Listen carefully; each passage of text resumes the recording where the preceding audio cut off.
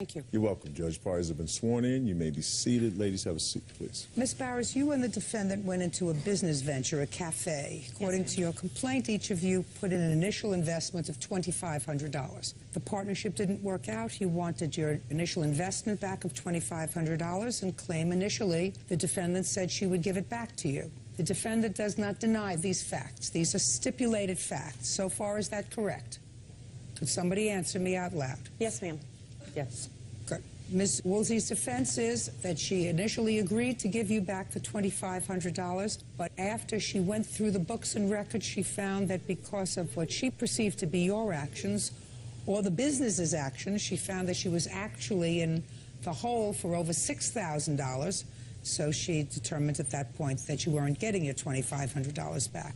Correct? Correct. So we don't have to go into all of the other stuff. What happened? Why didn't it work out? You said she was lazy. She says you're lazy. Somebody changed their baby's diaper on the table of the cafe during a lunch period. Who did that? That would be you. No. Anyway, that's what she's alleging. It just didn't work out, and it was nasty. So then it's your job, Ms. Woolsey, to show me how, during the period of time between which the joint venture was entered into and the time that she was leaving the joint venture and you agreed to give her the $2,500, during that period of time, the business lost money.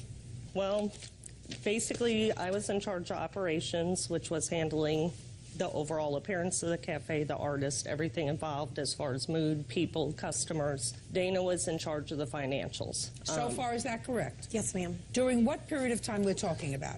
Let me hear. We started April 1st is when we joined into an agreement. 07. Okay. What month and year did you say you wanted out? It was around July of 2007. And the business was operational as of what date? April 1st. Okay. So show me between April 1st of 07 and July of 07 what we're talking about, Ms. Woolsey. Okay. She had been sporadically coming and going. When she did show up, she was always late. We had meetings with bankers. We had meetings with people. Listen to me. I don't care about that. That's not the issue. Okay. The issue is, let me focus the issue for you. You each put in $2,500. It didn't work out between the two of you. She wanted her money, her initial investment. Quite frankly, at that point, you could have said to her, listen, you put in your investment, you want out, you walk away from the business with nothing. I did. Just a second. Could have said that, and we wouldn't have been here because she has no right to get her initial investment back for this sort of a business venture in a restaurant. They fail all the time. They lose money most of the time, especially at the beginning. She says, and you agreed to the stipulated facts that I laid out at the beginning of this case, which were that you agreed to get rid of her, to give her back her $2,500. Then you found out that the business financially was actually in a hole for $6,000. That's what you said in your answer. All I want you to do, you have to tell me she didn't show up, she missed business meetings, just show me that the business lost money. And you are responsible for more than her $2,500 during that period of time. I don't even care whose fault it is. I have July 16th, a second notice that she had not paid. May I see? Paid what? It was our business license. Okay, let's see. Second notice, not paid business license, which is how much? $66, I believe it's highlighted. All right, so that's $66. Do we have something else? Yes.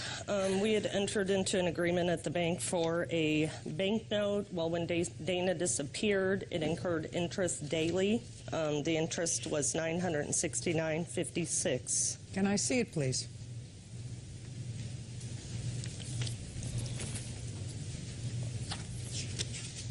Your Honor, I have a letter from the Bank of Franklin County, which is the bank that she has that letter from, stating I don't owe them any money whatsoever. The LLC does.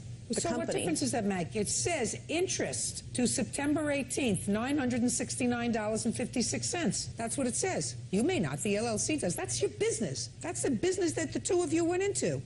What else? Dana called, and this is right when she disappeared, and asked that I get the first quarterly done and meet her in the cafe. I was served papers that day by her saying she was removing herself. Removing herself from the LLC? Yes, ma'am. Yes, and this is the accounting fees with all the other accounting fees I had done.